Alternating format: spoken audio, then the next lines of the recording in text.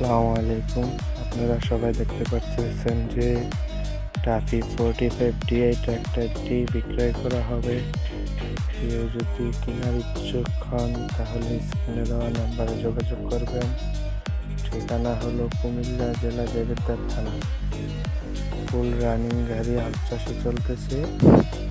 ট্র্যাক্টরটি বিক্রয় করা হবে। কেউ যদি কিনতে চান তাহলে স্ক্রিনে দেওয়া নাম্বারে কল করুন।